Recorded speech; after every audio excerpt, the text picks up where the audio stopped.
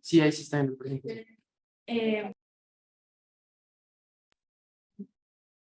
Me gustaría saber si los virtuales pueden escribirnos, si se escucha bien el audio. Bueno, buenos días para todos y para todas. Yo estoy muy contenta de esta conferencia, es un tema que me gusta mucho, lo voy a presentar. Es sobre los tratados de propiedad intelectual y sus impactos como en la ciencia y la tecnología y innovación en el país. Y nuestro ponente de hoy es el profesor Álvaro Cerda. Él es doctor en Ciencias Económicas de aquí de la Universidad Nacional de Colombia, es profesor asociado y ahorita es el director del Centro Editorial de nuestra facultad. Entonces, gracias, profesor, por estar aquí. Con mucho gusto, espero no desencantarte por el tema. Sí, soy director del Centro Editorial con el cual tuvieron ayer una actividad, tengo entendido, ¿cierto? En la tarde sobre revisión de ensayos, etcétera, ¿no? No sé si les indicaron que el Centro Editorial queda allá a la entrada y que tenemos unos libros muy interesantes para que les den una mirada, por lo menos en la vitrina. Buenos días, entonces, gracias a los organizadores por invitarme a esta escuela.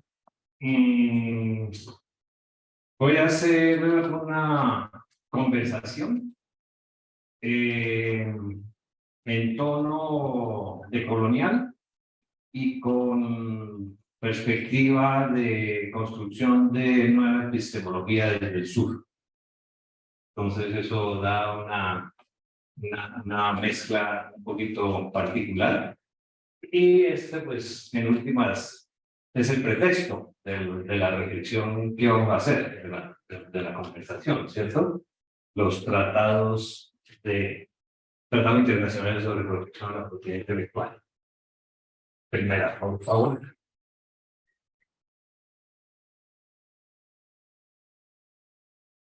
Antes de comenzar, un sentido homenaje al maestro Franz Joseph Hinkelamert. Levante la mano quienes lo conocen, lo han oído nombrar. Compartimos el sentimiento, ¿verdad? Hinkelamert acaba de fallecer este domingo. De nacionalidad alemana, emigró a Chile en los años 60. Tuvo que salir en los 70, pues ya se imagina por qué, Pinochet, y se radicó en Costa Rica todo este tiempo. Murió de 92 años, bastante avanzada edad. Eso fue, y por su obra sigue siendo un maestro, una luz, un faro del pensamiento crítico, de la crítica del capitalismo, de la crítica de la modernidad y del planteamiento de un sistema económico, social, político, cultural para la vida, centrado en la vida y en la ética. En su momento, pues fue defensor de la teología de la liberación, para los que saben qué fue eso, que sigue siendo, no ha muerto los planteamientos. Y muchos escritos de una crítica acérrima del capitalismo y de un planteamiento de una nueva posición de la sociedad frente a la vida. Un científico social, no podemos decir que es economista, que es sociólogo, un científico social, en toda la palabra, con muchas obras, estaba trabajando en los últimos años en una revisión de toda la obra de Marx a partir de la publicación y la revelación y transcripción de todos los manuscritos que están haciendo en Alemania, de la obra que nunca fue publicada de Marx. Y bueno, esperamos que sigan saliendo producciones de él. Pues, bueno, muy bien. Entonces, vamos a hablar, como les dije, de derechos de propiedad intelectual. Tratamos de derechos de propiedad intelectual. Para quien no esté muy enterado, los derechos de propiedad intelectual son exclusividades que los gobiernos nacionales, porque esto depende de la legislación nacional, aunque desde luego haya tratados internacionales, cada país tiene su propia legislación sobre protección a la propiedad intelectual, que da exclusividad a los creadores, a los inventores, a los innovadores, de explotar el resultado de su actividad, sea de investigación, sea de creación artística, literaria, de medios, etcétera, etcétera, por un tiempo determinado.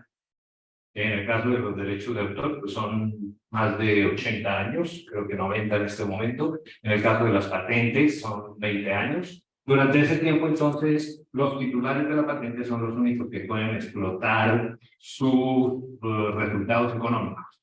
¿Okay? Es un monopolio, en últimas, que se otorga con el propósito, pues vamos a verlo más en detalle, de incentivar, estimular la invención, la inversión en ciencia y tecnología, etcétera, etcétera. Pero bueno, eso es esa institución tal como existe actualmente. No ha sido así en la historia de su, no ha sido así siempre en la historia de su desarrollo. Los derechos de propiedad intelectual nacieron por allá en el Renacimiento, ¿no?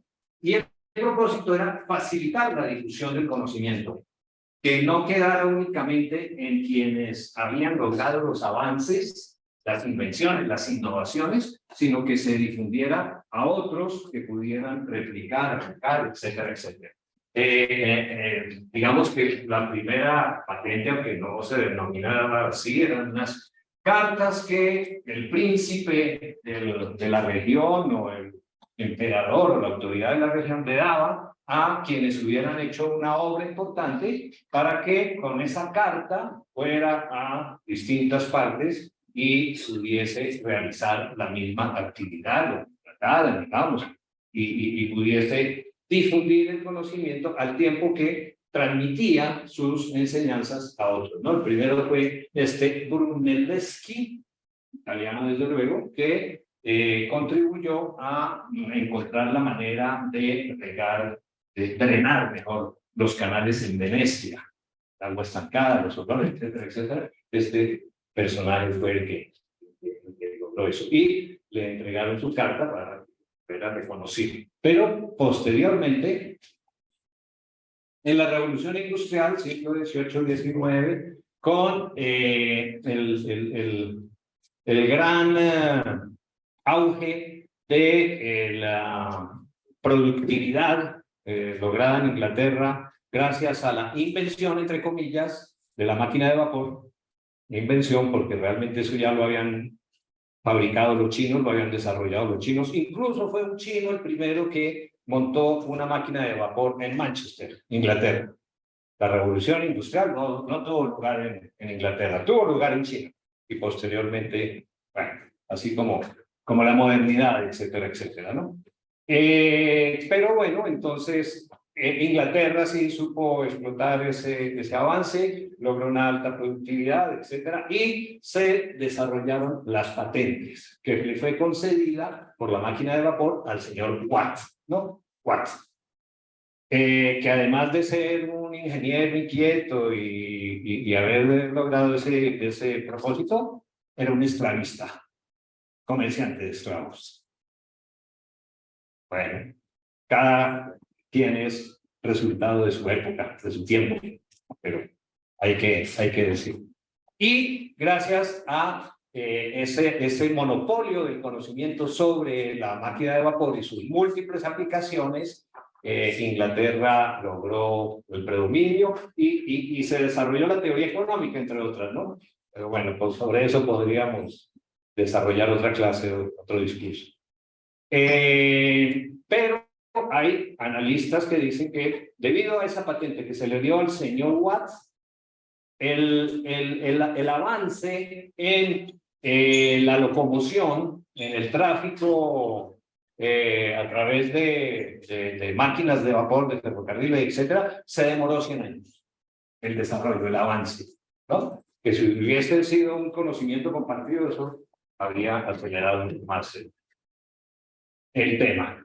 Bueno, ya con la difusión del capitalismo en el siglo XIX, siglo XX y el auge del poder empresarial, el surgimiento de la gran industria, pues la transformación de manufactura, gran industria, gracias a los avances tecnológicos, etcétera, etcétera, el poder empresarial comenzó a manifestarse y el de las grandes empresas sobre todo, ¿no? Las corporaciones, digamos.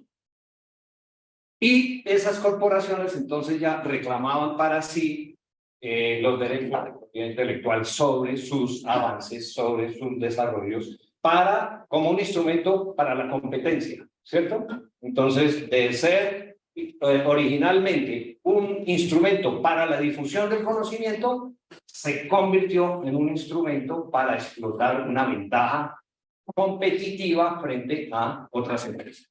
Bueno, y desde luego que todo esto, una vez dado el acontecimiento, surge la justificación teórica. Y la justificación teórica desde la economía ortodoxa, Maslow, Posner, Nandes y el mismo Kenneth Arrow,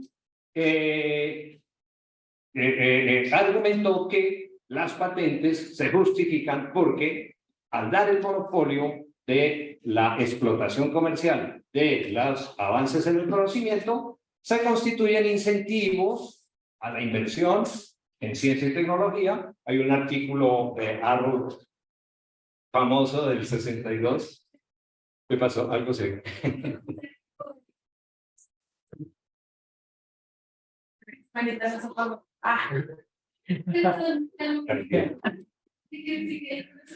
Aquí estamos, no ven la pantalla.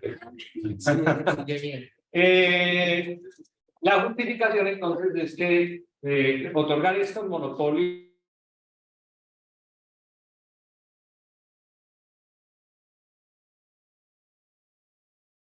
a los creadores, a la creación, porque de lo contrario nadie invertía debido a que cualquiera copia y entonces pierde la plata que haya invertido, etcétera, etcétera. A la divulgación, a la transferencia de tecnología, que también constituye un instrumento contra la competencia desleal, es decir, contra esos que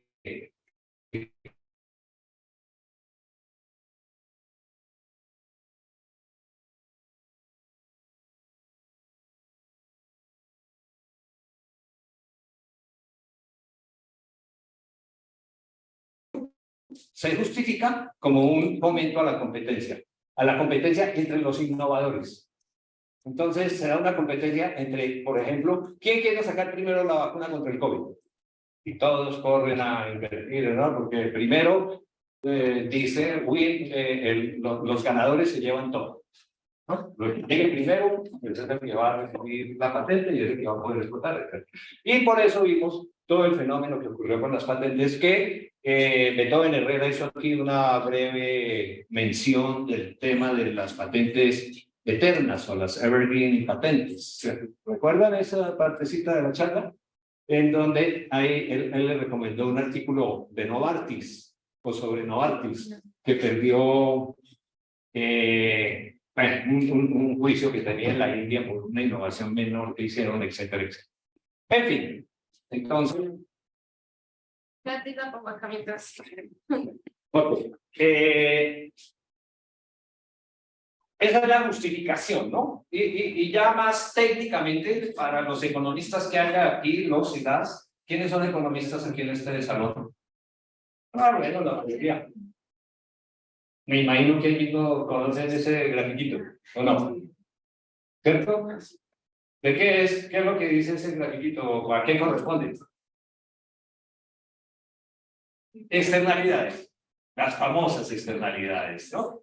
Que son los efectos que producen en terceros determinada acción que sucede en un mercado y que no únicamente tiene que ver con los que compran y venden el producto, sino que otros terceros se ven beneficiados o perjudicados. Por eso se llama externalidades, porque es fuera del mercado en el que sucede la producción o el consumo. Entonces, por ejemplo, la contaminación es una externalidad que se llama negativa, porque resulta de que hay determinados procesos de producción como el acero, como el carbón, como la química, que producen residuos sólidos, gaseosos o líquidos que son lanzados al mundo. ¿Cómo llamamos eso? Contaminación. Entonces, la contaminación no es más que una externalidad del mercado, se dice externalidad negativa en la producción. Bueno, en este caso, de las invenciones, de las innovaciones, de la tecnología y los avances que se den en relación con eso, se plantea en la teoría económica ortodoxa como una externalidad positiva. ¿Por qué? Porque todos nos beneficiamos del hecho de que haya más conocimiento circulando por el mundo. O sea, hay, por ejemplo, más medicinas, hay mejores alimentos, hay bueno, una cantidad de cosas. Entonces, lo califica como una externalidad positiva de la producción. ¿Cómo se soluciona esa externalidad? El punto es que en este... No, vuelvo a la... En el caso del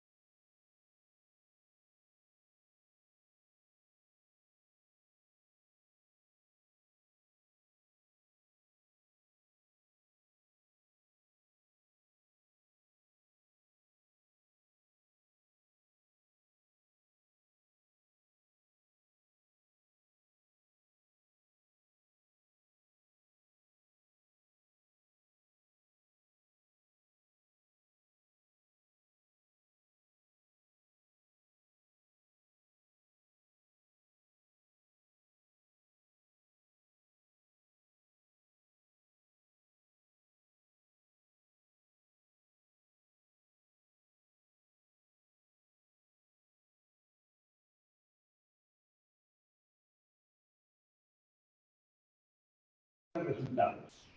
Solo que después de que no den los resultados, entonces se lo pasan a un privado que tenga todas las ganancias. En fin. Pero bueno, esa es una manejación directa del Estado.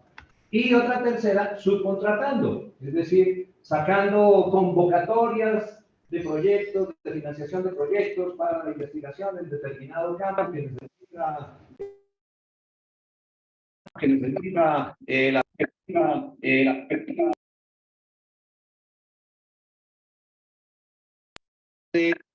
la acción colectiva del Estado. La otra manera es versus bueno, no, con incentivos privados, no el Estado, sino incentivando a los privados para que arriesguen su plata en inversión, en investigación, desarrollo, etcétera, etcétera. Es decir, básicamente a través del mercado. El mercado, ¿cierto? Sigue creando una escasez artificial, porque sabemos que si el bien es abundante, pues nadie va a pagar por él. Y algo que no tenga precio, pues no tiene mercado. Entonces, para que haya mercado, hay que crear esa escasez artificial. ¿Cómo se crea?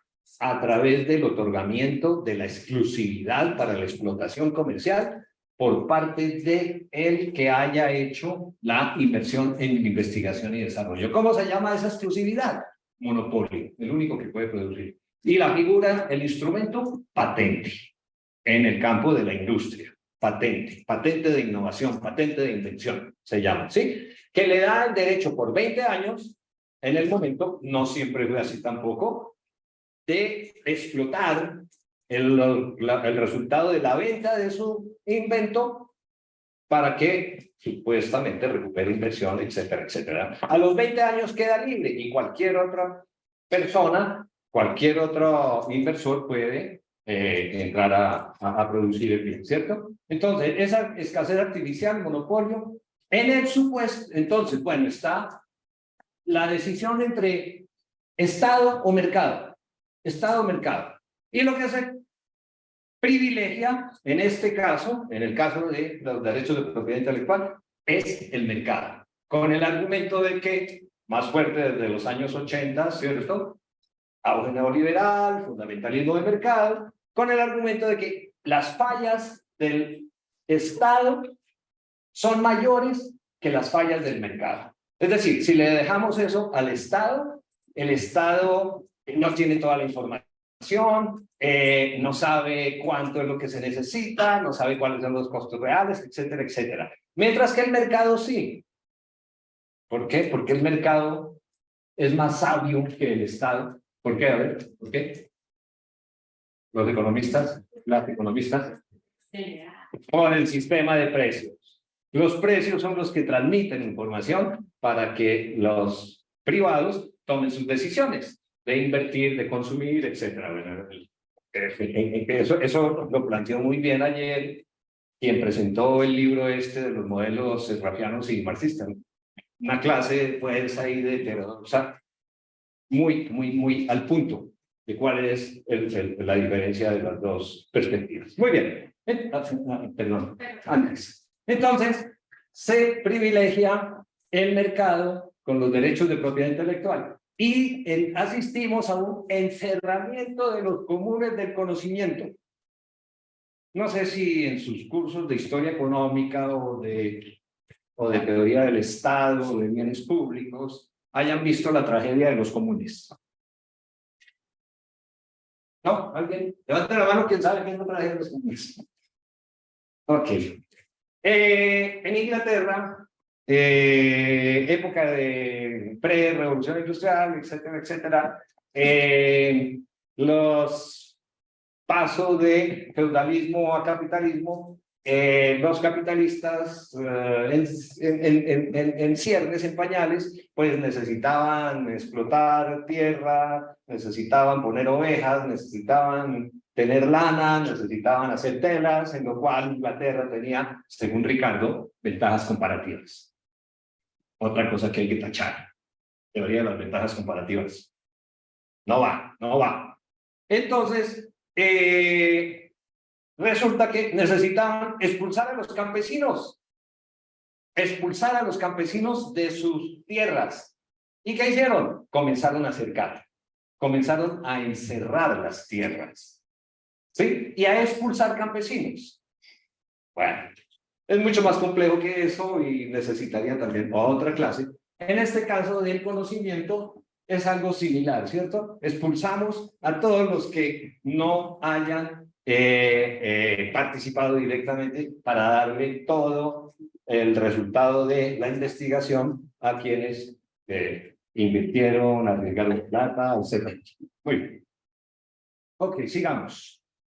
Bueno, entonces, establecidos los derechos de propiedad intelectual, después de la Segunda Guerra Mundial, el restablecimiento de las relaciones comerciales mundiales, cómo se va a organizar el comercio mundial. Entonces, entre 1947 y 1994 se dieron varias rondas de discusión entre los países que representaban desde luego a sus empresas, en lo que se denominó el Acuerdo General de Aranceles y Tarifas, GATT. Eso es General Agreement on Tax and Tariff. El argumento era que los derechos de propiedad intelectual se podían utilizar para evitar la falsificación, es decir, las malas copias que podían hacer daño, por ejemplo, si eran medicamentos o lo que fuera, de las marcas, y para proteger también los derechos de autor, que no le copiaran la obra que había desarrollado, la obra de teatro, la novela, etcétera, y otros se llevaran los méritos. Era el argumento.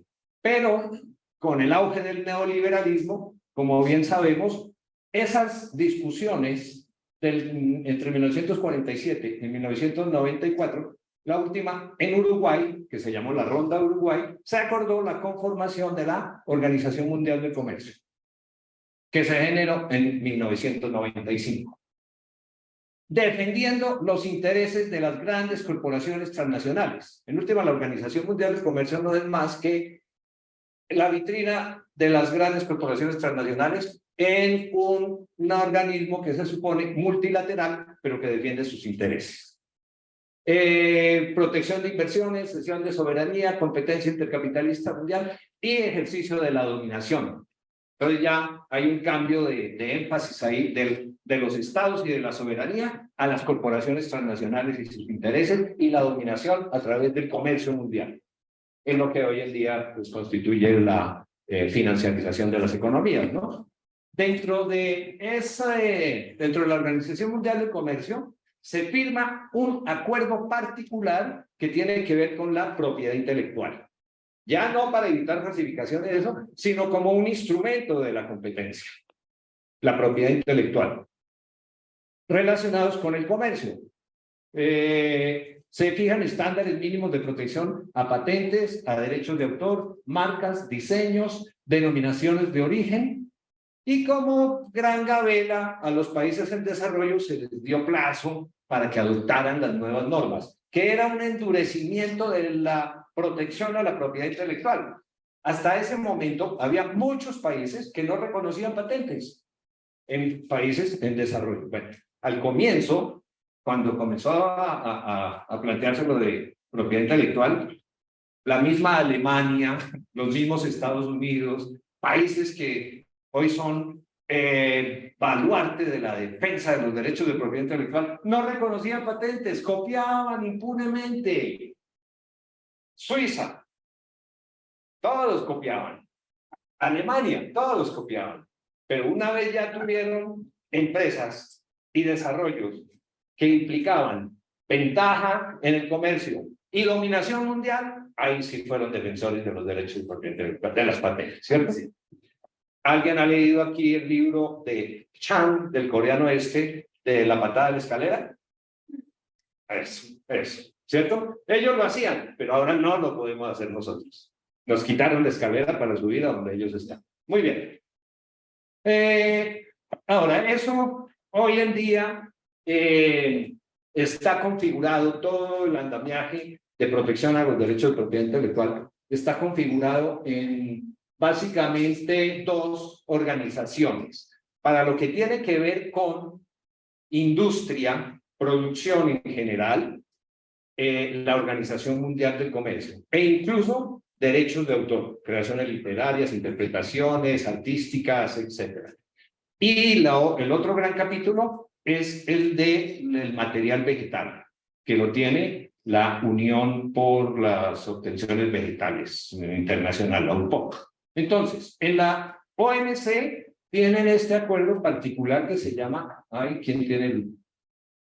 Ah, tú lo estás haciendo ahí, bueno. Pero yo no sé qué, no. Sí, pero se puede acabar en cualquier momento. Entonces, decía que la Organización Mundial del Comercio tiene este acuerdo sobre propiedad intelectual particular, que todo el país que quiera Hoy en día, cualquier país que quiera participar en el comercio mundial tiene que afiliarse a la OMC. China está desde el 2001, ¿sí? No se salvó. Ahora seguramente Corea del Norte no está, Nepal no está, Cuba no, en fin, pero la mayoría de países están en la Organización Mundial del Comercio, que es la que sienta, pone las reglas para el intercambio mundial. Y una de las reglas es respeto a la propiedad intelectual. A través de este acuerdo de propiedad intelectual, que en inglés se llama TRIPS, Trade Related Aspects of Intellectual Property, y en español, acuerdo de propiedad intelectual, relacionados con el comercio, ATIC. Bueno, entonces, ahí está lo que se llama propiedad industrial, en donde entran las patentes. ¿Qué más? Los modelos de utilidad, que son patentes chiquitas, es decir, no son las grandes invenciones, sino mejoras a lo que ya existe, para reconocer los esfuerzos que se hacen en ese sentido. Los secretos industriales, que es el peor de los instrumentos porque no permite para nada el flujo del conocimiento, la irrigación del conocimiento, ¿cierto? Si algo se lo guardan. Ahora, el secreto lo siguen manteniendo incluso los que tienen patente, porque en la patente no revelan todo. ¿Sí? Están obligados a revelar todo, se supone, ¿no? Que es la patente. Pero es como cuando uno va a hacer ese ponqué tan delicioso que hacía la abuela, ¿cierto? Eso no le queda igual. Uy, no, eso no se parece en nada. O el ajiaco. No, eso no. ¿Qué pasa si yo tengo la receta de la abuela? Dice que tengo que ponerle guascas, papa criolla, papa de año, un poquito de arracacha, mucha sustancia de carne, bueno. Pero no me queda igual. ¿Qué falta en la receta?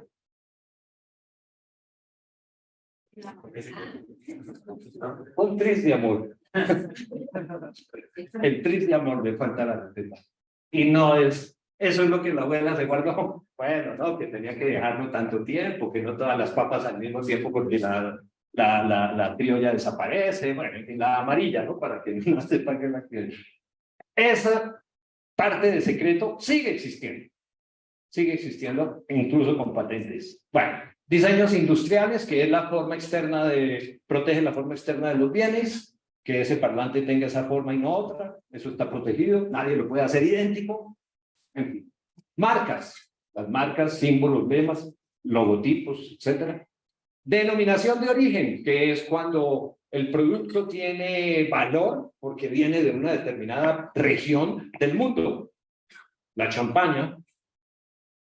Ah, no, pero si aquí producimos champaña Grajales. No, esa no hay champaña. Champaña es únicamente la que se produce en la región de Champagne, en Francia. Bueno, nosotros tenemos también denominaciones de origen aquí en Colombia. La gulupa. ¿Alguien sabe qué es la gulupa? Una frutica, ¿cierto? Que se da por allá en la zona cafetera y que es como entre ácida y dulce y que sirve para hacer jugos y condimentos de medida de alimentos agridulces, etc. Bueno, también tiene denominación de origen. El sombrero volteado, que es de la costa atlántica, etc. También tiene, pero los chinos hacen millones de sombreros en plástico igualitos. Bueno, igualitos no, en apariencia. Ok, entonces todo eso es propiedad industrial. Derechos de autor, pues ahí sí, dale. Bueno, derechos de autor es los que protegen la creación literaria, las interpretaciones, las reproducciones, una cantidad que surgen de la inventiva. Software y transmisión electrónica. Y el otro gran capítulo son los derechos de obtentor, que tiene que ver con todo el material vegetal, ¿no? Las plantas, los vegetales, las nuevas variedades que se logran por diferentes aplicaciones, fito, etcétera, etcétera. Y que hoy en día pues está atravesado por toda la discusión sobre los organismos genéticamente modificados, ¿cierto? Es otro capítulo para discutir grande. Pero esa es la configuración de los derechos de propiedad intelectual hoy en día, que están cobijados por una multitud de tratados internacionales. Para cada cosa hay más de un tratado internacional. La Organización Mundial de la Propiedad Intelectual, OMPI, que es una agencia de Naciones Unidas, es la que se encarga de administrar toda la regulación y de regular también todo lo que tiene que ver con propiedad intelectual. Lo que vimos anteriormente, básicamente propiedad industrial, no con obtenciones vegetales, que es para eso está la otra organización, que es la UPOV, ¿no? Entonces, ha habido una cantidad de tratados internacionales, todos con el argumento de que existen para impulsar la creación de conocimiento y su difusión. Y que si los países en desarrollo, comillas, o subalternos, los acogen, les va a llegar ríos de leche y miel. Si reconocen patentes y todos los demás títulos, va a haber flujos de inversión extranjera, va a haber ayuda, transferencia de tecnología y se van a desarrollar. Esos fueron los argumentos por los cuales los países en desarrollo en 1996 se dieron a la pretensión de las corporaciones transnacionales para poner una vigencia de las patentes por 20 años.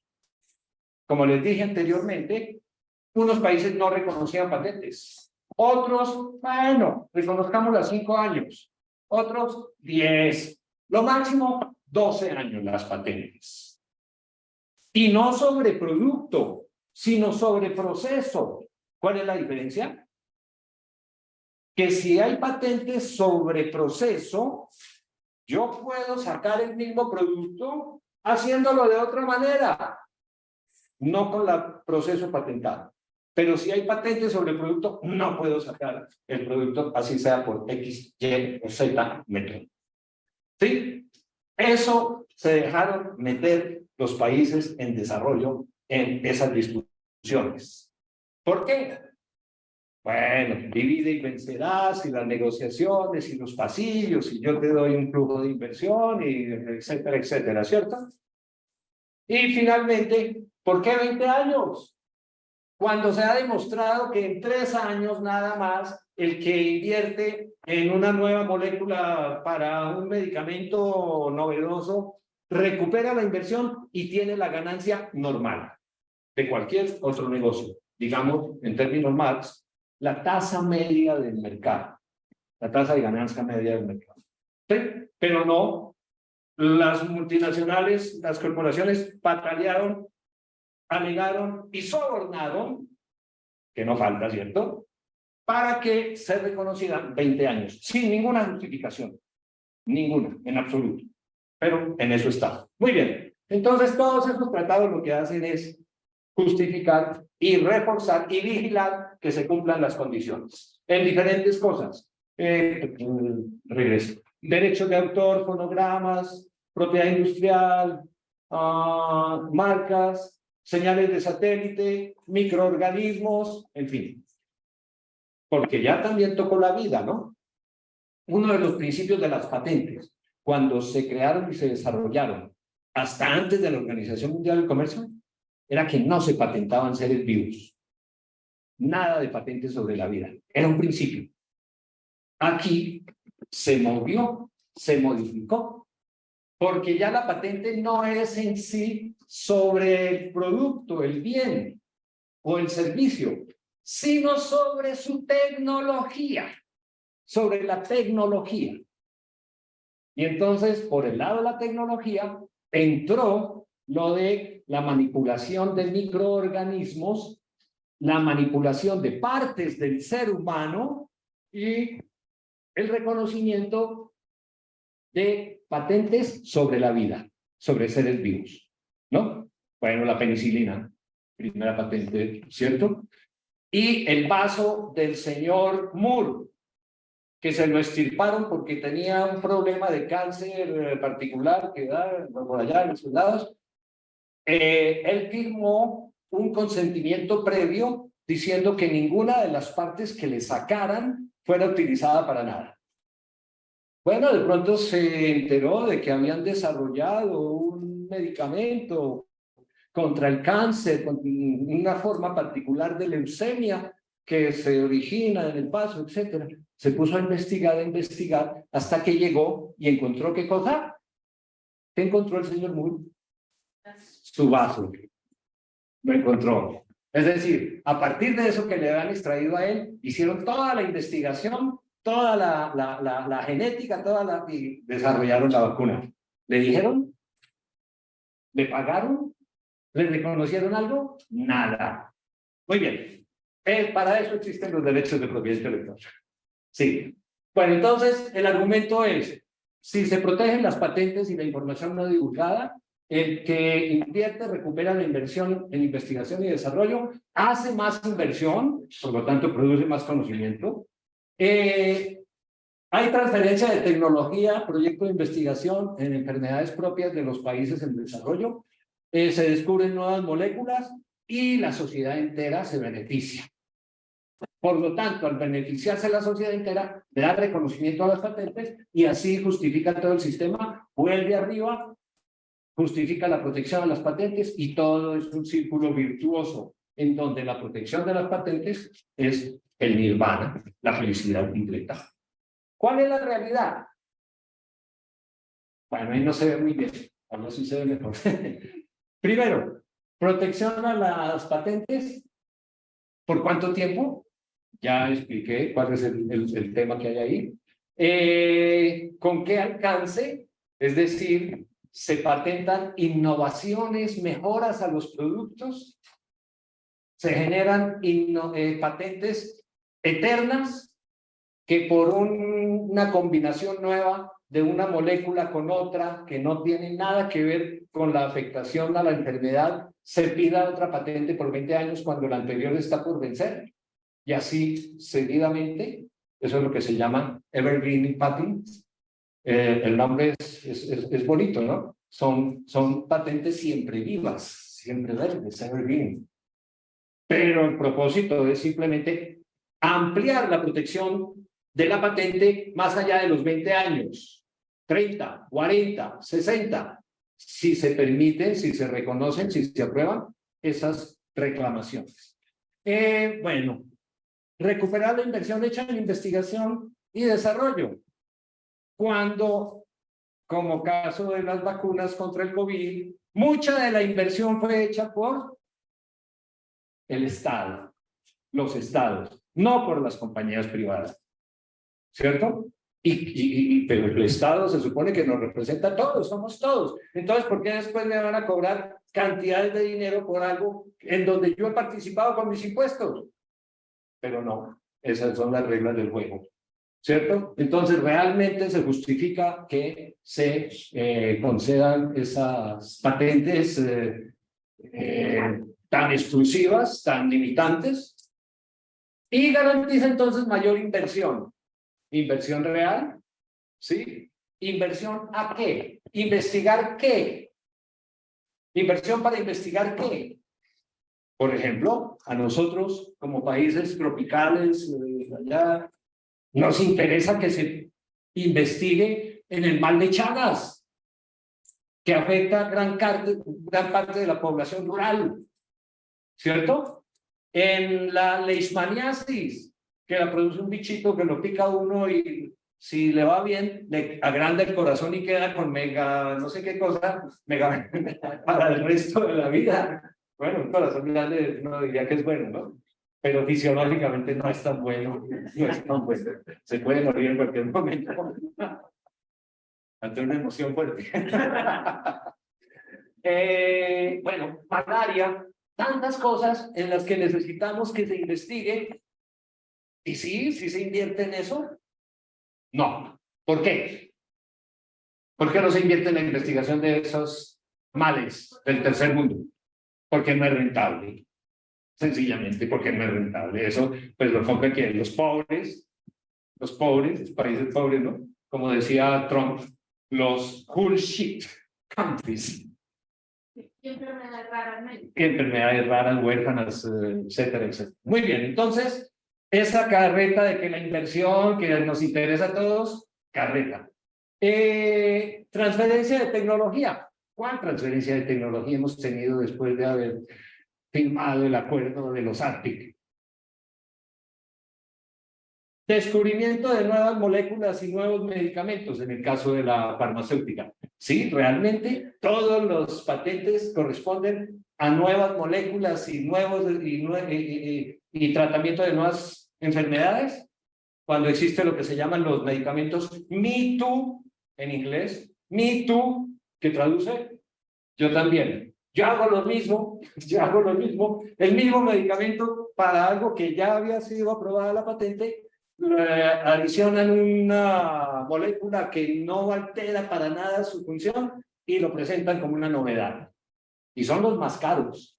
Y hoy en día, con la biotecnología y todos los, pues el caso de Novartis es de un medicamento contra cáncer, el Glivec, que vale todos los millones del mundo un tratamiento que no estamos en capacidad de pagar y que si lo pagáramos, pues se arruinaban todos los sistemas de salud. Yo trabajo en el tema de economía de los medicamentos también. y hemos hecho estudios sobre el impacto de la propiedad intelectual en el precio de los medicamentos y en el acceso a los medicamentos. Y es fatal. Vamos a ver unos datos más adelante. Bueno, entonces, frente a todos esos tratados que protegen la propiedad intelectual, como si no fuera poco, se adicionan los tratados de libre comercio, ¿no? Que como bien sabemos son generalmente tratados bilaterales o entre pocos países para brincarse el escenario multilateral, en donde hay posibilidad de que se formen alianzas más grandes y se pare cara a los países desarrollados, a las corporaciones transnacionales para defender nuestros intereses. Que eso fue lo que no se hizo con los ALPI, ¿cierto? Ni se hizo con la negociación de la deuda externa de los 80 en los países americanos, latinoamericanos, etcétera, etcétera. Somos muy desunidos. Pero también nos desunen, ¿no? A cada quien le dan una gabela particular, hay negociaciones en los pasillos del acuerdo de la conferencia esta que hubo recientemente entre la ALAC y la Unión Europea. En los pasillos es donde se definen las cosas realmente. Los documentos posteriores presentan generalidades, pero ahí es en donde se negocia. Ala, tú me dejas entrar la minería a Santurbán y yo te doy... Bueno, no piensen en coimas, eso no. Te doy desarrollo para la región. Muy bien. Duración, entonces, los TLC plantearon ampliación de la protección a la propiedad intelectual en últimas. En eso consiste el Tratado de Libre Comercio de Estados Unidos con Colombia, el del Tratado de Libre Comercio que antes se llamaba NAFTA, que ahora se llama de otra manera, con México, Canadá, Estados Unidos, el tratado con la Unión Europea, en fin, todos los tratados lo que buscan en últimas en relación con este tema es ampliar la protección de los derechos de propiedad intelectual en favor de las corporaciones transnacionales, sencillamente. Entonces, nuevos instrumentos, ya se permite dar patente a novedades o mejoras, cubre todos los campos de la técnica, que era lo que les decía, que no únicamente es el producto en sí, sino todos los campos de la técnica, de tal manera que la vida también está susceptible de patentar. Las plantas, que antes no se patentaban las plantas, hoy en día se patentan las plantas. Y vamos a ver conflictos en ese sentido. Cláusulas de anulación o menoscabo, que es la llave secreta de los tratados de libre comercio para que las corporaciones transnacionales denuncien al país por cualquier cosa que no les guste. Ah, pero es que sacaron una legislación en donde hay que pagar un 1% más por sacar oro. Y eso me afecta mis utilidades, me afecta mis inversiones, anula mi esfuerzo y menoscaba mis intereses, ¿no? Es decir, cualquier cosa que haga un país autónomamente en materia de política económica es cuestionable ¿frente a quién? A los mecanismos de solución de disputas, que son los organismos internacionales de arbitramiento de disputas en inversión, por ejemplo, el CIADI. en donde un país demanda al otro porque le puso unas política económica que lo perjudica. ¿A favor de quién fallan esos tribunales? Claro, de las corporaciones internacionales. Tenemos el caso de la Exxon, tenemos el caso de la British Petroleum, aquí por los derrames petroleros. ¿Han solucionado? ¿Han compensado en algo? Nunca. Y más bien tenemos que pagarles porque, pobrecitos, con el derrame dejaron de producir durante 6 meses. Por favor. Debilitamiento de los mecanismos multilaterales, que ya está dicho. Muy bien, digamos. Los resultados de esa aplicación de los tratados relacionados con propiedad intelectual, dentro de los cuales están TLCs. Profundización y perpetuación de la dependencia. Ni más ni menos. Estancamiento del avance del conocimiento. ¿Acaso las estadísticas de patentes nos muestran que después de haber reconocido patentes en la Organización Mundial de Comercio se dispararon las patentes que nuestros investigadores registran y generan año a año? Carencia de soluciones reales a problemas propios, ¿no? Porque planteamos, por ejemplo, en enfermedades tropicales, etcétera. Pérdida de soberanía económica. Es decir, no podemos tomar cualquier medida porque ahí mismo nos caen encima y nos dicen usted está violando lo que la Organización Mundial de Comercio establece. Freno en política económica, por ejemplo, manejo de tasa de cambio. ¿Sí? No podemos unilateralmente fijar tarifas de cambio diferenciales, por ejemplo, porque nos puede llegar la demanda frente al panel de solución de controversias en la Organización Mundial de Comercio. Pérdida de soberanía económica, ambiental y alimenticia. Pues, no sé en los otros países, ustedes, los que vienen de otra parte, tal vez tengan más información, pero en Colombia, el 80% de la canasta básica ya es importada. Tenemos un plato tradicional que se llama la bandeja paisa, que tiene frijoles, huevo, arroz, plátano. ¿Qué más tiene la bandeja paisa? Chicharrón. ¿No? Pues la mitad de eso es importado. ¿Sí? Ya los frijoles no los producimos nosotros, el arroz viene de otra parte. El plátano, bueno, todavía el plátano, pero viene de Ecuador alguno, de nuestros hermanos ecuatorianos. Pérdida de soberanía ambiental alimenticia y entrega de conocimientos y materiales sin compensación, que es de lo que vamos a hablar ahorita, la cognopiratería y la biopiratería.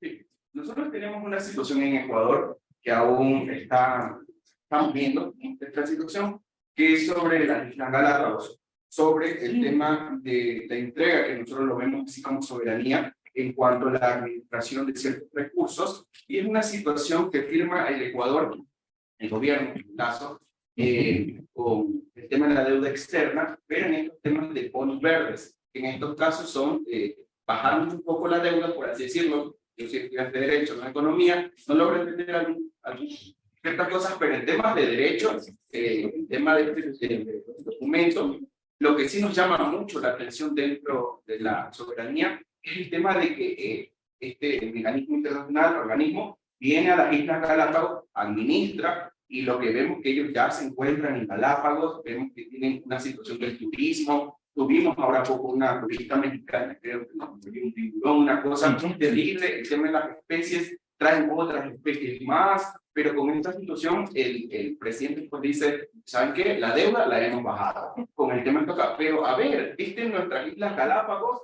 a 10 o 15 años creo que pues no recuerdo, y entonces es un tema terrible, pero este tema es que ellos van a mantener la línea ecológica y funciona así, pero es un tema que claro, y por ejemplo dice que es por el tema de deuda, pero el tema de la soberanía, Sí, no dice la soberanía, pero aún estamos viendo esta situación, pero a breve rango. Hay que movilizarte. Desde un lugar de donde surgió la teoría de la evolución. ¿Sí? Ni más ni menos. Eso es lo que tenemos que defender. Eso es lo que tenemos que defender. Y somos solidarios con eso, indudablemente. Bien. Cognopiratería y biopiratería. Ya vamos a ver. Cognopiratería, pues es robarle los conocimientos a otros sin decir de dónde vienen, etc. Diferente a plagio, ¿no? Plagio es otra cosa. Entonces, ok, ahora sí. Sobre el acceso, bueno, entonces les decía que he hecho algunos estudios en una fundación, pues, con otras personas, no únicamente yo, sobre el impacto de la propiedad intelectual en los tratados de libre comercio con Estados Unidos. Aumento del valor como porcentaje del mercado total, 16%. Es decir, de la noche a la mañana, con la firma del Tratado de Libre Comercio, se entregó la posibilidad de acceder a los medicamentos para 3.004.121 personas, porque la factura total, que es de más de 2.000 millones de dólares, la factura total de medicamentos en Colombia, imagínense, 16% de eso, ¿cuánto es? Por el reconocimiento del capítulo de propiedad intelectual en el Tratado de Libre Comercio con Estados Unidos. Que no fue el resultado de una negociación, ¿no? Se dice, no, pero es que eso lo negociaron. ¿Cuál negociaron? Uribe en ese momento, presidente eminentísimo, necesitaba mostrar ante el mundo que tenía el respaldo de los Estados Unidos, porque le decían barato y no sé qué cosa, ¿no? Justamente, pero necesitaba, no, pero si me está respaldando Estados Unidos. Sí, lo respaldo. ¿Pero qué? Fíjenme aquí. Los negociadores colombianos no presentaron una contrapropuesta, no presentaron un documento. Fue el documento de los Estados Unidos el que se firmó. Creo que parecido fue en el TLC en el norte, ¿no? Impacto, bueno, este es otro instrumento de protección de la propiedad intelectual que se llama datos de prueba, que es proteger con secreto la información que los laboratorios multinacionales presentan para que les den registro de sanidad para que puedan comercializar sus medicamentos. No tiene que ver con patentes directamente. Es ante un instituto que se llama aquí de Vigilancia de Medicamentos y Alimentos, INVIMA, para que les dé el permiso de comercializarlos. Pues tienen que demostrar que no son nocivos a la salud y que la gente no se va a morir cuando los tome, por lo menos, y que, ¿cierto? Entonces, ellos pidieron que toda la información que entregan para que les den ese registro sea protegida durante 5 años, que nadie pueda tener acceso a esa información. ¿Qué implica eso? Que la duración de la patente, que originalmente le ha dado la organización en Colombia, es la Superintendencia de Industria y Comercio, por 20 años, se alarga por 5 años más. Entonces, un medicamento que entra a competir con otro de marca de las corporaciones transnacionales, que está mostrado, cae su precio en un 80% cuando vence la patente, se alarga esa protección durante 5 años. Entonces todos tenemos que pagar durante 5 años más el hecho de que no tengamos medicamentos genéricos. Es decir, medicamentos que le hagan competencia a los titulares.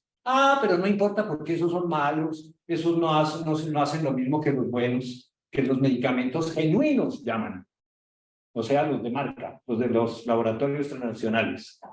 Son esos mismos laboratorios los que se han encargado de difundir esa imagen de los medicamentos genéricos, de que no sirven, de que son malas copias, de que son de baja calidad. No. La molécula es exactamente la misma. El efecto es exactamente el mismo y por lo tanto no tiene nada que hacer ese argumento de que son de mala calidad, que son malas, etcétera, y que por eso son más baratos.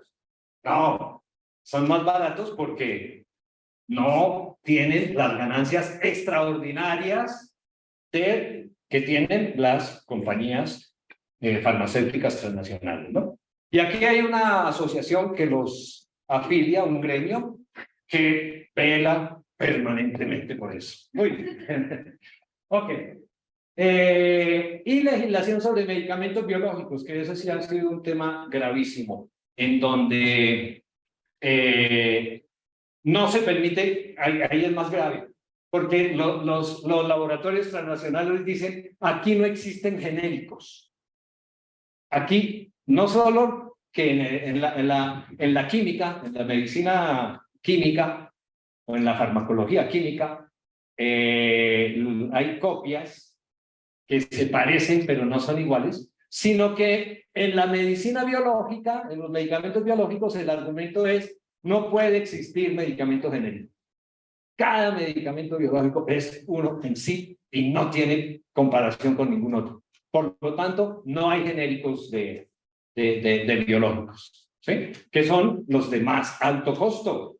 Son los que se llevan el 30 y hasta el 50% del presupuesto de nuestro sistema de salud. Lo tenían quebrado hasta que se establecieron algunos mecanismos de control de precios, etcétera, y se logró meter en la discusión una cláusula que favorece, ya no se llaman medicamentos genéricos, sino biosimilares. Biosimilares.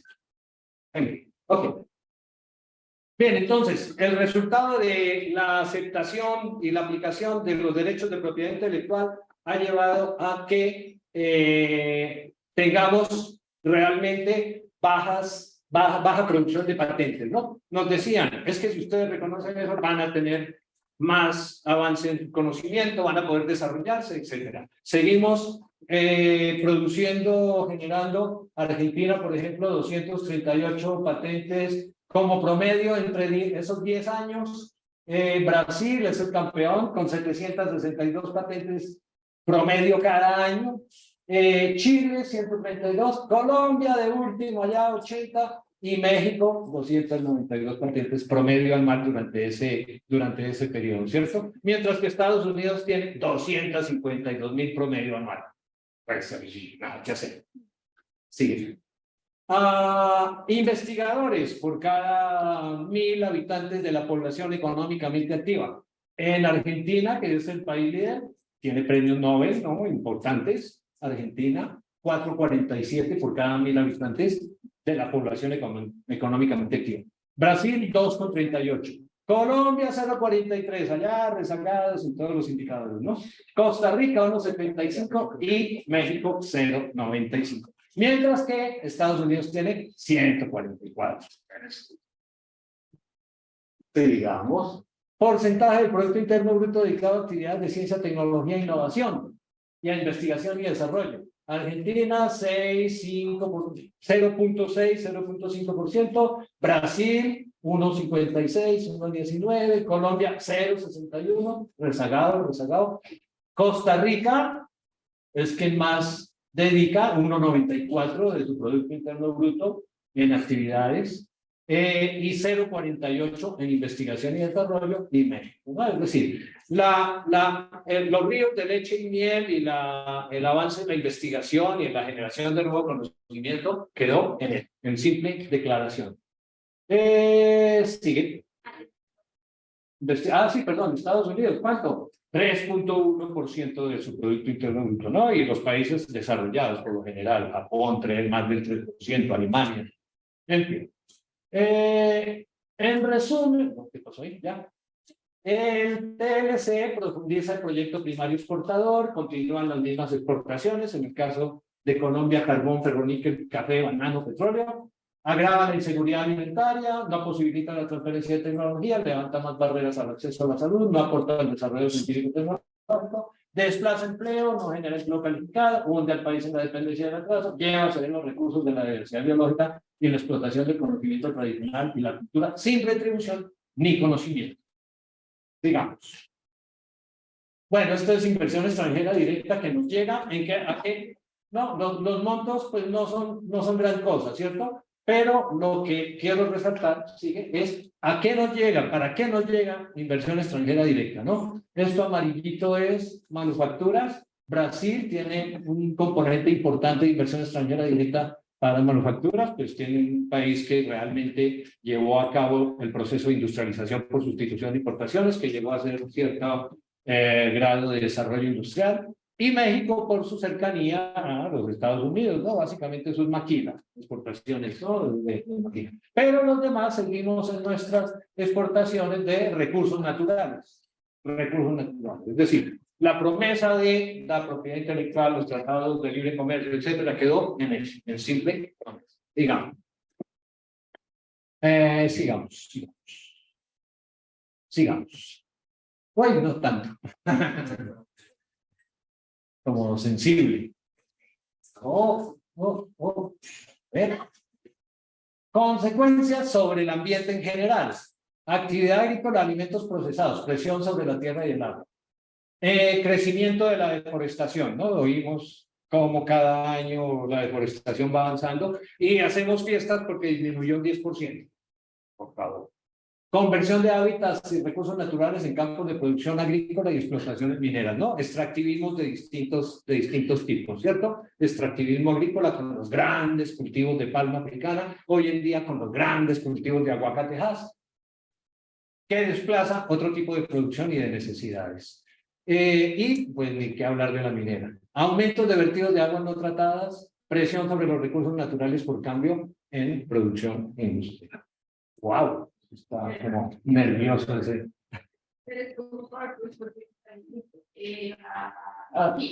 Ahí vamos. ¿No ahí vamos?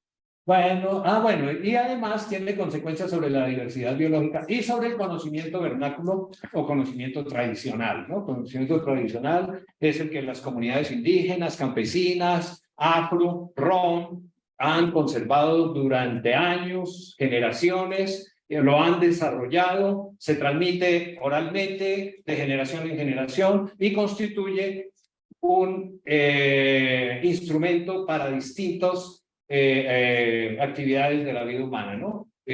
Tratamiento de enfermedades, manejo de aguas, conocimiento sobre propiedades de las plantas, manejo de cultivos, una cantidad de campos en los cuales el conocimiento tradicional tiene mucho que enseñar, ¿no? De pronto, quítalo de presentación general, ¿sí? Porque ahí es más fácil la cosa. Mientras tanto, bien,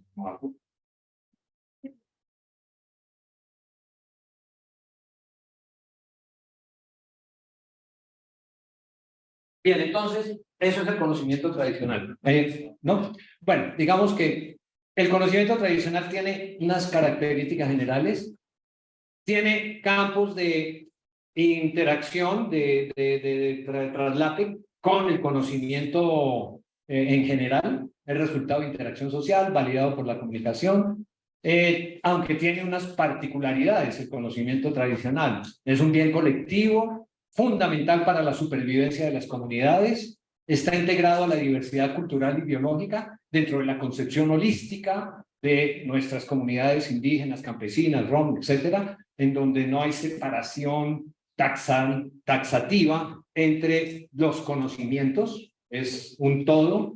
El ser humano forma parte de la misma naturaleza, somos parte de la de la Pachamama, de la Madre Aviala, no estamos por encima de ellas, que es el legado de la modernidad, ¿no? Que la naturaleza existe simplemente para servir al hombre, además al hombre, ¿no? Con ciertas características, blanco, eurocéntrico, cristiano y capitalista. Muy bien. Está en permanente evolución y es práctica de ciencia. Realmente es práctica de ciencia. No es simplemente que por tradicional es anticuado, que por localizado sea irrelevante. No, es práctica de ciencia, de otra forma de ciencia, diferente a la reduccionista occidental. Y forma circuitos interdependientes con lo económico, ¿no? Esas son las características generales del conocimiento vernáculo o tradicional, que se da en un marco de lo que podemos llamar un modo de producción alternativo diferente al capitalista. ¿Cómo así? ¿Hay otros modos de producción en pleno siglo XXI diferente al capitalismo? Si el capitalismo está en todas partes. No, hay otros modos de producción. Esto que algunos teóricos denominan modo de producción local, que es el particular de las comunidades étnicas en general, indígenas, que desde luego se ha ido erodando debido a la cercanía, a la hibridación, a la influencia del sistema occidental, del capitalismo, de las relaciones de mercado, etcétera, pero que aún conservamos en muchas comunidades. No sé, en Colombia hay más de 110 comunidades, tenemos 68 lenguas vivas, algunas ya con riesgo de morir, un hablante nada más en alguna de ellas, pero son cosas que con las que tenemos que vivir y luchar para que se conserven. Sin embargo, sigamos. Bueno, ya, estos son detalles que de pronto en otra charla, en otra oportunidad la podemos desarrollar. Entonces, este tipo de conocimiento es apropiado por compañías transnacionales farmacéuticas, por universidades del primer mundo, a través de distintos mecanismos, desarrollan ese conocimiento, sacan aplicaciones comerciales al mercado, tienen grandes ganancias y a las comunidades no les revierte ninguna beneficio. Ni siquiera el reconocimiento de que esa pieza de conocimiento fue obtenida con tal comunidad, con tal chamán, nada. Eso es lo que constituye la biopiratería, ¿cierto? Que se patenta, se manifiesta en diferentes conflictos de patentes que ha habido a lo largo del tiempo, ¿no? En Estados Unidos se patentó un polvo extraído de la corteza del tepescohuite, que es un árbol cuya corteza molida y demás sirve para tratamientos de la piel, para brotes, para eczemas, para distintos males. La Universidad de Colorado patentó una variedad de quinoa, diciendo que era muy diferente a la quinoa, por favor. Universidad de Montana sobre un hongo que produce el anticancerígeno Taxol, que también es de un árbol de México, una planta originaria de México. Las comunidades indígenas lucharon contra esa patente, finalmente lograron la revocación. La Universidad de Mississippi, una patente sobre la cúrcuma, esa cosa tan rica que le echamos a los alimentos, ¿no? Pero que además sirve para cantidad de cosas, incluso como una insecticida, ¿sí? La Universidad de Wisconsin, patente sobre una proteína de la braseína, que es un cultivo africano que tiene un poder 500 veces mayor de edulcorante que el azúcar. Bueno, aquí tenemos también la stevia, que es mucho más poderosa y más sana que el azúcar para endulzar. Afortunadamente todavía no la han patentado. En algo andarán. El yagé también, ¿no? Fue patentado por la lucha de una comunidad, de una organización de comunidades indígenas, se logró revocar. Sigamos.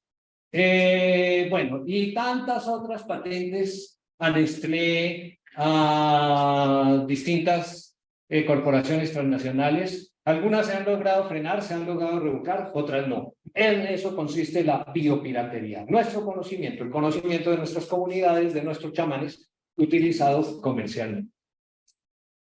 Bien, se calcula que se comercializan 43.000 millones de dólares al año en productos derivados de esa biopiratería, en variedades de cultivos mejoradas y desarrolladas por agricultores tradicionales que aprovechan la industria de la semilla, ¿no? Cargill, Monsanto, todas esas, 15.000 millones de dólares al año. Y así en general, ¿no? Sigamos.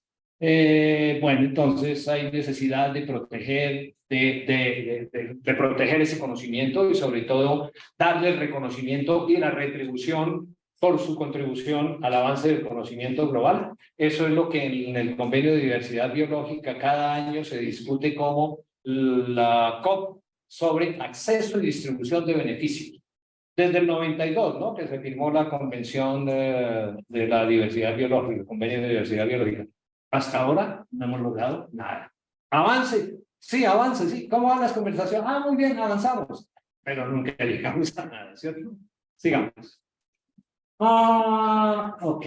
Bueno, algunos países han desarrollado algunos esquemas de protección al conocimiento tradicional, como para los CUNA en Panamá, en el Gobel en Panamá, sobre línea celular. Bueno, eso fue una patente que se logró revocar. En la Amazonia, estos son más casos de patentes rechazadas, pero se han desarrollado unos mecanismos de protección vía marcas colectivas, se llaman, ¿no? Marcas colectivas. Pues que no es la mejor solución porque sigue utilizando los instrumentos occidentales para proteger algo que corresponde a una visión del mundo completamente diferente, a una cosmogonía, a un modo de producción completamente diferente. Sigamos. Conclusión de esto, entonces, el conocimiento es conocimiento vivo, es tradición de conocimiento científico y es base para la producción de una ciencia propia, de una ciencia autónoma y autóctona, el conocimiento tradicional. ¿Cómo? Sigamos. Bueno, esto es, digamos, los argumentos para proteger y compensar el conocimiento vernáculo. Cuyo fundamento principal es la territorialidad, que todos los días vemos amenazada, que todos los días vemos violada, la territorialidad. La comunidad existe en tanto comunidad y puede desarrollar todo su conocimiento y todo su sistema de vida mientras esté en el territorio. Si es desalojada de su territorio, si es desposeída, y si llega aquí a los cinturones de miseria de las grandes ciudades, ¿qué pasó con ese conocimiento, con esa tradición, con esa lengua, con esas costumbres, con esa riqueza? Muere, se acaba. Mientras no protejamos el territorio de las comunidades, no estamos haciendo nada. Por más leyes y por más constituciones en donde reconozcamos que somos una nación pluriétnica y multicultural, eso es carrera. Si todos los días se están desplazando en nuestras comunidades. Y tenemos aquí a la comunidad en Vera, ¿no? En Bogotá. ¿Viviendo en qué condiciones? Terrible. Sigamos. Opciones de investigación para construir una ciencia autóctona. Hay diferentes opciones: investigación dinámica con las comunidades, formulación de programas de promoción de autonomía, educación, salud, conservación, territorios, investigación, recuperación ambiental, etcétera, etcétera. Cantidades de posibilidades de desarrollar esta ciencia autóctona. Es decir, de llevar a cabo lo que tanto hemos discursiado sobre la generación de nuevas epistemologías desde el sur. Nuevas epistemologías desde el sur. ¿Qué quiere decir eso? Superar la colonialidad del saber, conocernos. ¿Cuántos de los colombianos aquí presentes en este salón y de los que están a través de la red sabían que somos 68 naciones en Colombia? 68 naciones, 68 pueblos. Más de 100 comunidades, ¿cierto? ¿Por qué no lo sabemos? Porque el único conocimiento que hemos recibido es ese conocimiento generado desde la perspectiva occidental, desde la perspectiva eurocéntrica, gringocéntrica, pero no nos hemos mirado a nosotros, ¿no? Tenemos más de 60 lenguas vivas. Sabíamos que tenemos. No. ¿Por qué? Porque estamos colonizados. Nos han colonizado nuestro saber. Han escrito nuestra historia. No sabemos quiénes somos. Nos contaron que habían venido unos europeos que dicen a descubrirnos. ¿Descubrirnos? Si aquí estábamos, ¿desde cuánto? Con nuestros conocimientos. Estamos formando nuestras civilizaciones, nuestras sociedades. Y llegaron a cometer un epistemicidio. ¿Qué es un epistemicidio? Un asesinato de la episteme, un asesinato del conocimiento. Y nos negaron nuestra lengua, nos negaron hasta lo que comemos, porque la quinoa, que era nuestro alimento, desapareció de la dieta. Hasta que de pronto por allá descubrieron que era un alimento buenísimo y se lo dieron a los astronautas que fueron del Apolo que llegó a la Luna. Sí, nuestro. ¿Por qué? Porque ellos tenían sus prácticas alimenticias, su dieta, y fue la que nos impusieron. Bueno, lenguas. Bueno, sí, hablamos el español, una lengua tan rica, la lengua de Cervantes. ¿Qué pasó con las lenguas que hablábamos nosotros? Que hablamos todavía nosotros y que están desapareciendo. En fin, todo eso entonces es manifestación de ese epistemicidio, de esa modernidad impuesta y de esa colonialidad del saber. Pero también tenemos colonialidad del ser. ¿En qué consiste? En que queremos ser como ellos, en que queremos ir en vacaciones, no a Mompox, no al Eje Cafetero, no a otras partes, sino queremos ir en vacaciones a Miami, porque hay que saludar al Paco Donald. Por favor, queremos ser como ellos, colonialidad del ser. Y la otra colonialidad todavía más grave, ¿no? ¿Cuál falta? La del poder, la colonialidad del poder. ¿Ejercida a través de qué instrumento? El racismo. El racismo. Considerar que los negros son no solo diferentes, sino inferiores. Considerar que los indios, bueno, indígenas, que es una mala palabra, porque recoge la colonialidad del saber justamente, porque ellos nos llamaron indígenas porque habían llegado a la India, ¿no? Pueblos originarios, ¿no? Vistos como inferiores. Y no, la culpa no es solo de los conquistadores ni de los colonizadores. Hoy en día nuestra, cuando a los niños de las comunidades étnicas se les prohíbe hablar su idioma cuando llegan a la escuela. Y se les discrimina, y se les menosprecia, y se les inferioriza. ¿Para qué? Para dominar, para ejercer la dominación. ¿No? Todo eso entonces es lo que tenemos que desarrollar en una nueva epistemología desde el sur. ¿Se acabó el Están tiempo? haciendo una pregunta acá con los chicos virtuales. Sí. Y es que cómo se pueden introducir nuevas epistemologías del sur en el aprendizaje de la economía, tomando en cuenta que el marco legal inhibe una transformación profunda en la curricular, en la malla curricular. No, tenemos la libertad de cátedra. Esto es lo que enseño en mis cursos. Libertad de cátedra. Sí, hay una... Bueno, vamos por partes, porque hay algunos países de nuestra América en donde la cosa es férrea. Tiene que llenar el currículo y los profesores se convierten en tramitadores de papeles, en tramitadores de documentos. El 80% de su tiempo se le va en llenar qué fue lo que vio y cómo corresponde, que ya está definido previamente, ¿no? Entonces, si no sigue el guión, si no sigue el papel, pues entonces pues, se va, lamentablemente, ¿no? Pero, pues digamos, hay márgenes. Nosotros tenemos la libertad de cátedra. Y en un curso como el que yo dicto, pues hay el profesor más ortodoxo que enseña todo eso que vimos anteriormente, y estamos los profesores un poquito de este lado, en donde tratamos de dar otra cosa, ¿sí? Ya tenemos acá es corto y las preguntas. Teniendo en cuenta que bueno, nuestra cultura ha sido muy transformada, digamos, por el norte, por los estadounidenses, y que de hecho las relaciones productivas que nosotros manejamos son meramente capitalistas y tratando de imitar como un estilo europeo, un estilo estadounidense y otros países, ¿cómo podríamos nosotros recuperar esa cultura autóctona y de esa misma forma vincularla a nuestras relaciones productivas? Que lo hemos perdido esa relación que teníamos con la naturaleza, con la tierra. Ya no tenemos en cuenta, digamos, temas de sobreexplotación, y teniendo en cuenta que la entrada de las multinacionales al país es bastante. ¿Cómo podríamos hacer para combatir eso desde nuestra producción, desde la academia y obviamente desde las políticas públicas? Pues en primer lugar con la autoconciencia.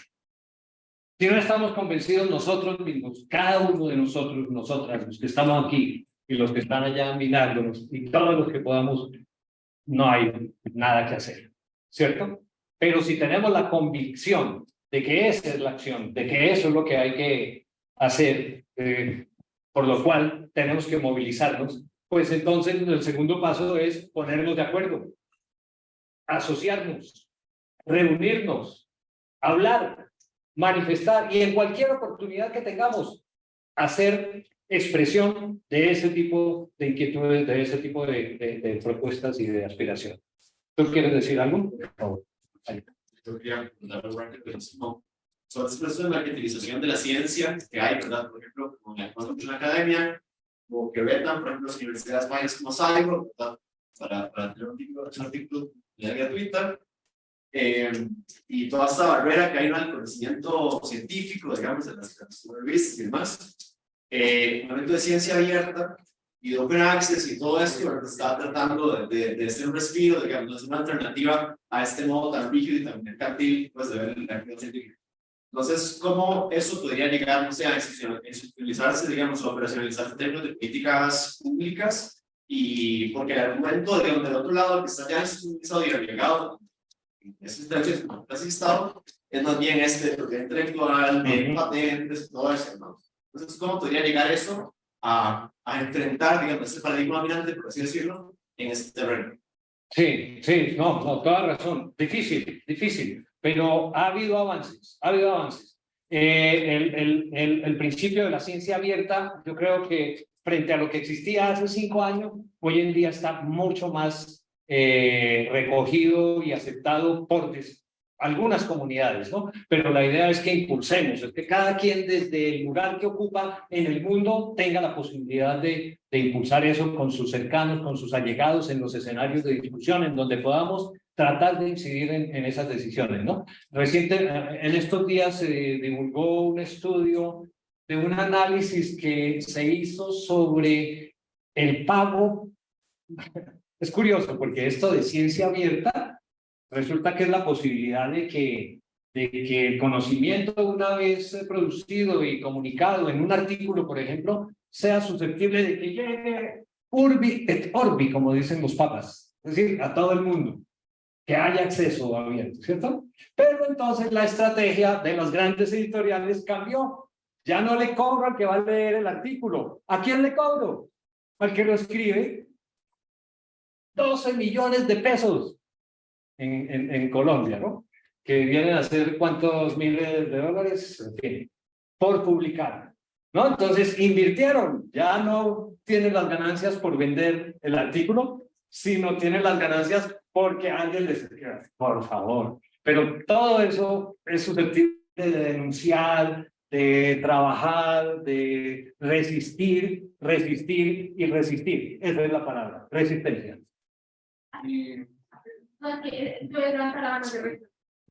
¿Había alguien? Sí, por favor.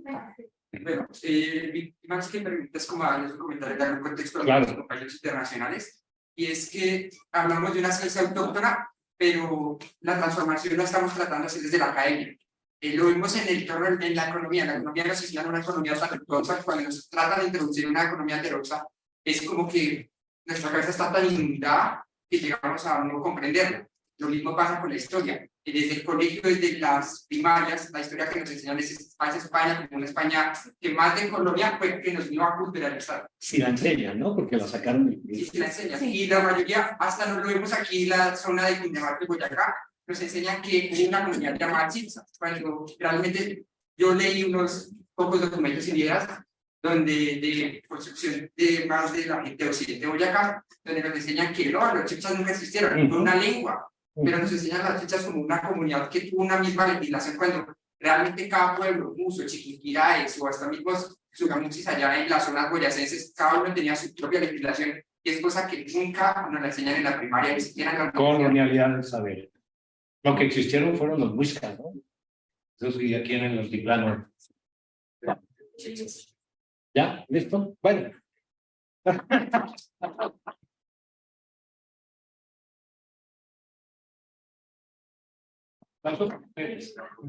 Muchas gracias, profe. No, totalmente de acuerdo con el profe. Dos anuncios rápidos. El primero es que quería dar un ejemplo rápido de lo que decía el profe de Resistir. Hace poquito en una revista indexada todos los editores renunciaron e hicieron su propia editorial para protestar con eso. Entonces es uno de los ejemplos de cosas que se pueden hacer. Y el segundo anuncio es que, pues por los problemas técnicos y eso, ya saben que la siguiente sesión es ahorita a las 10, entonces para que las personas internacionales con su escarapela pueden salir y tomar el vertigido rápidamente. Ya saben, después, pues las personas que están invitadas de otras universidades pueden hacerlo. Y rapidísimo, 10 minutos máximo para volver aquí a la siguiente sesión. ¿Listo? Las diapositivas, el profe me las comparte en un rato y las subimos a la carpeta compartida donde está todo. Igual ahí ya está la ficha técnica que él escribió previamente a la charla para que la puedan revisar. Ya está subidas las de charla del Sistema Monetario Internacional, toda la bibliografía que Beethoven compartió, como las notas de prensa, ya lo subí al día 1, entonces también ya pueden consultarlo. Y también ya están las notas técnicas de la charla de la tarde de industrialización, que son como 3 artículos cortos que el profesor Guillermo Maya nos compartió. Entonces también para que lo tengan ahí de base. Y bueno, ya muchas gracias a los virtuales. Nos vemos en un rato para la segunda sesión de Economías para la Vida. Me encantó.